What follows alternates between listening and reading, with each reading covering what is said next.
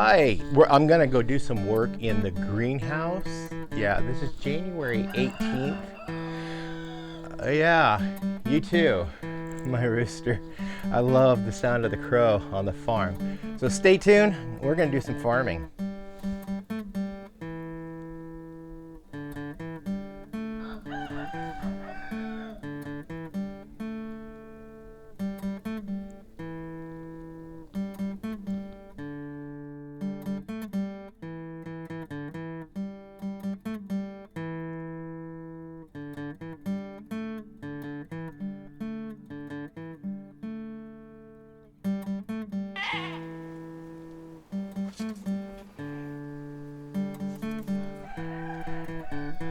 Hello, welcome back to Pine Meadows Hobby Farm. I'm your host, Jerry Hansen.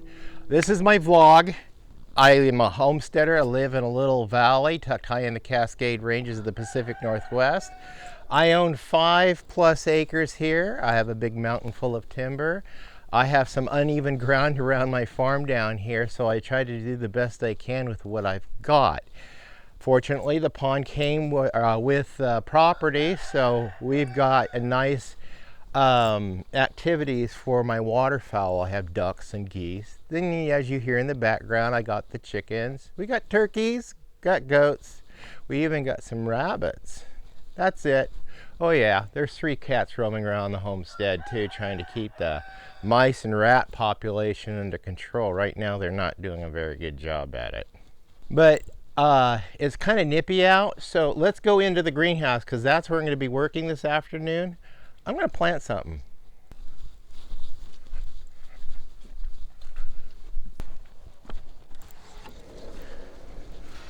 Oh yeah, it's much warmer in here.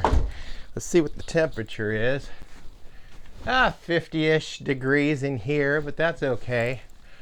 Things are in a bad state of affairs in the greenhouse. I've been neglecting it for a couple of months because we really got busy late in the year with other activities. But there's things growing in the greenhouse right now. Let me share with you what I do have growing. Up here on this rack, I've got, these are onions I started from seed, and look at them. They matured enough to where I can actually plant them and restart them. Now these from last year's onions, I'll be planting them outside this year. And then hopefully we'll nurture them and we'll get them to grow much bigger than they are now. But this will be their second year of growth. This will be this second year of growth from seed too. And these have these nice tender green stalks. And I just keep it watered. I just put some water on them a little bit, hopefully to get them to green up and start growing again. I know this is January, but hey, this is a greenhouse.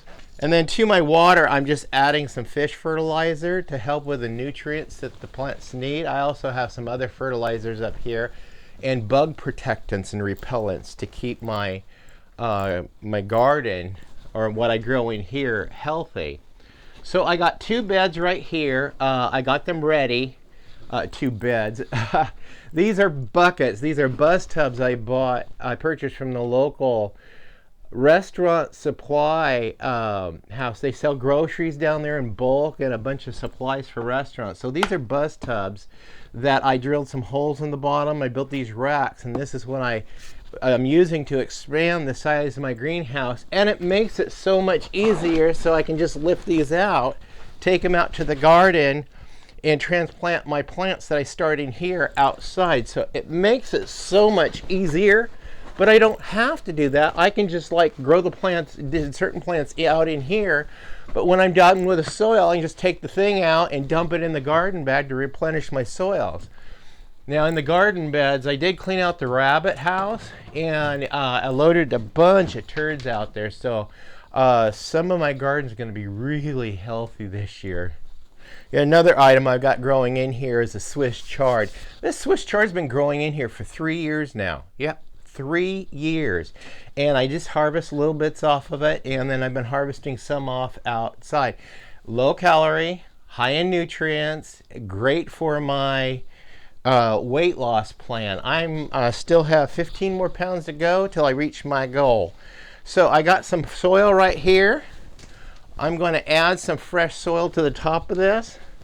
just a thin layer for now. And I'm going to do 2 buckets. Now in the first bucket, I'm going to be planting, or this bucket right here, I'm going to be planting some black Spanish radish variety that a viewer from Canada sent me last year. And these are the leftovers. I'm going to go ahead and plant them in here.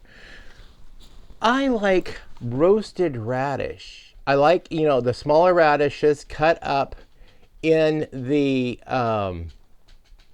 salads and other dishes, but let the radish grow a little bit bigger. I have a variety of radish. I can't find it right now. I've got to go find my seed bank.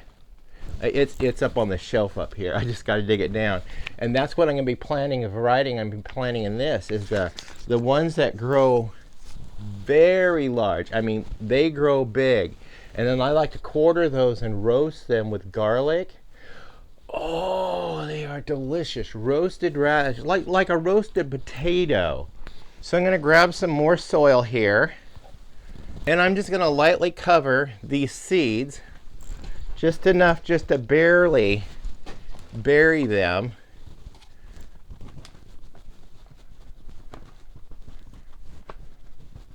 And then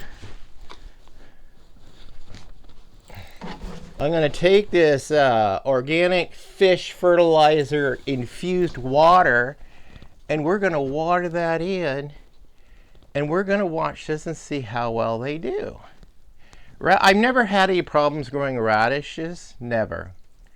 So let's go find those others, and I'll show you guys the the seed bank I'm talking about. It's over here. Yes. Yeah, this is them. Yeah, this is the canned garden seeds. You can get these online. I'll go ahead and leave a link to be able to purchase these. I love the way they do this because they're in these cellophane Ziploc baggies that you can reuse them. And there's a whole garden in here. This is like a crisis garden. And these are non-GMO. And you can take these and let them turn to seed and save the seeds. Harvest the seeds, and then you can take the seeds and put them in the Ziploc baggie for your next year's planting. So this is a radish. I forgot the variety because it kind of wore off, but I know I grew these radishes last year and the year before, and they did quite well. So we're just going to do a small crop of radish in here just to get started. That way, in about a month or 2, I can have radish to start harvesting and eating.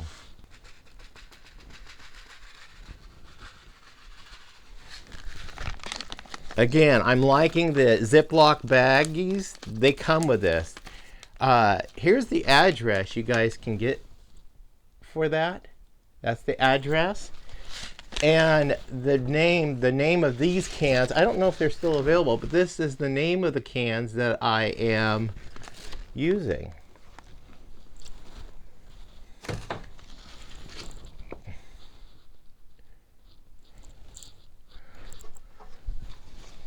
Get soil, light dusting of soil over the top of them. People, I love gardening. And this neat greenhouse really affords me the opportunity to be able to continue gardening throughout the year, even though it's all icky and inclement weather outside.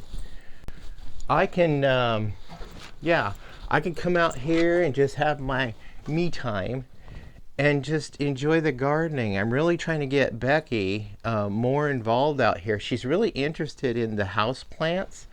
So I'm going to inspire her and get her going out here. It shouldn't be too hard for her to make starts and just start growing houseplants. That's why she can sell the houseplants and generate her own little income on the side as well. I've got all kinds of things in the fire, all kinds of things with generating revenue.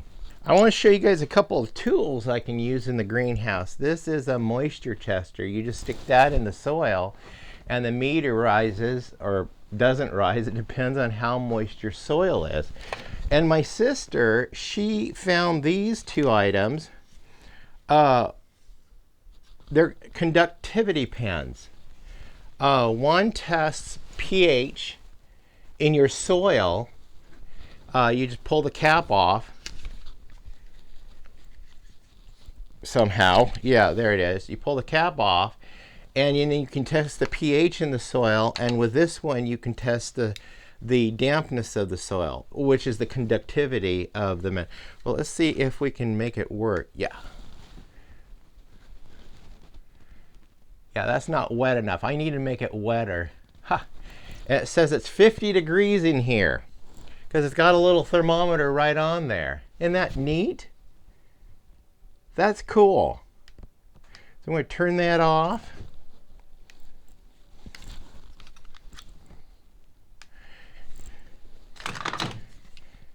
And then I've got to figure out how to use the pH pen.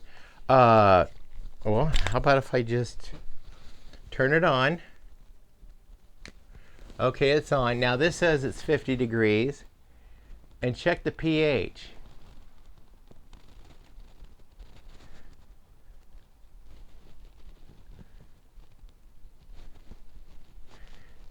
Now the pH tester, the number, it starts right at 7.0. 7 is supposed to be the perfect setting for base, for neutral.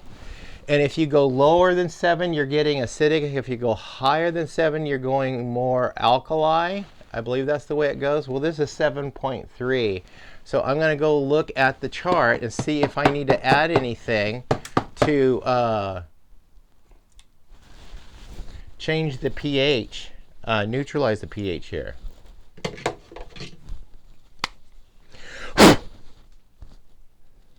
Yeah, that's what the end of it looks like, down inside there.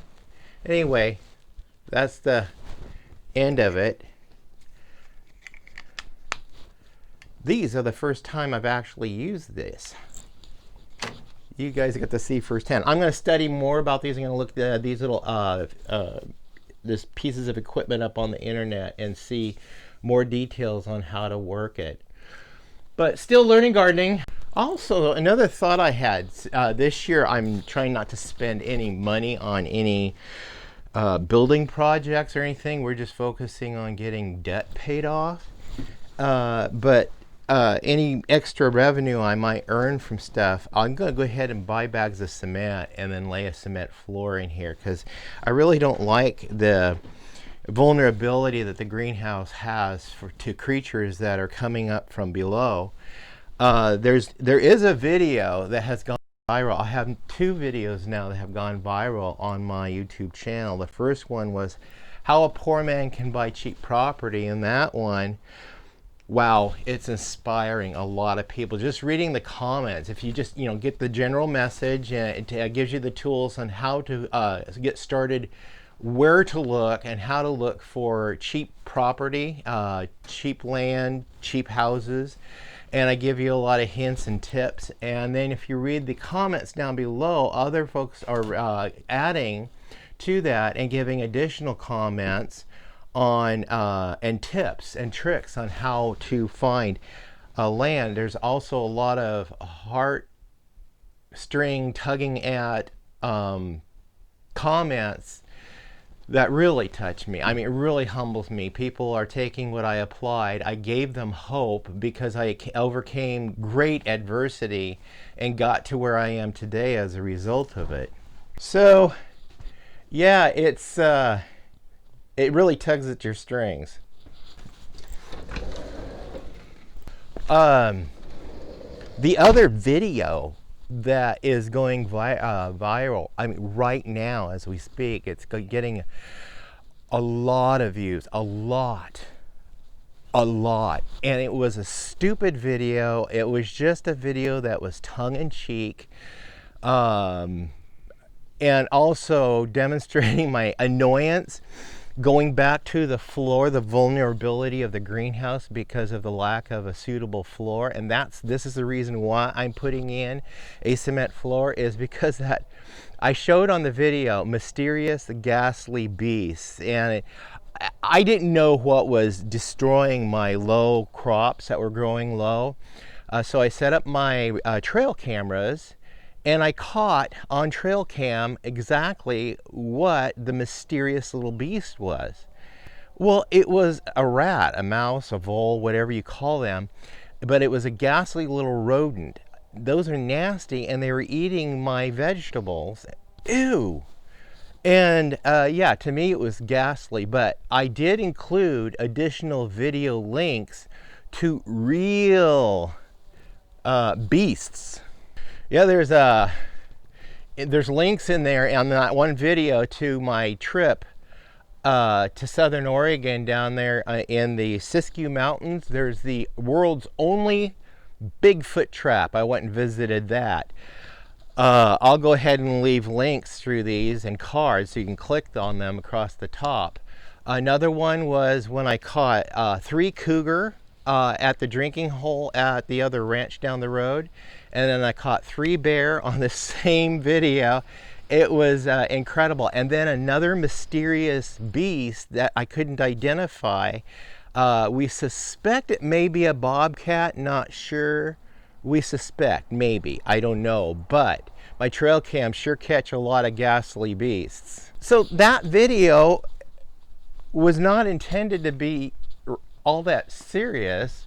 It was just a tongue-in-cheek, and it's just something I just wanted to play with and get out there and just entertain you guys. I don't know what the attraction to that video is. It's just my mug in the dark with the caption, Mysterious Ghastly Beast. I wonder if the title is just the draw. It must be, because I don't always make content that is educational. Sometimes I have fun and I loosen up a little bit, and I just put something out there. And I meant for it to be tongue-in-cheek. I do have a witty side to me, and I demonstrate that once in a while. So with as viral as that video is going, it looks like I may end up having the revenue next month to be able to buy the cement to put into the greenhouse. Yeah, cool. I'm your host, Jerry Hansen. This is Pine Meadows Hobby Farm, where, like I said at the beginning of the show, a small homestead tucked high in the Cascade Ranges of the Pacific Northwest.